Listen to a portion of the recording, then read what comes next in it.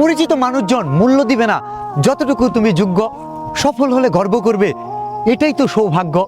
ঝরে পড়া বকুল ফুল পড়ে থাকবে যদি কুড়ানোর মানুষ না থাকে। প্রচণ্ড ইচ্ছা শক্তি নিয়ে আগাও তুমি, দেখা হবে সফলতার সাথে। আশেপাশের লোকজনের কথায় কান্না দিয়ে নিজের কাজে দাও মনোযোগ। সফল হলে হিসাব বুঝিয়ে দিবে, মিলিয়ে দিবে যোগ বিয়োগ।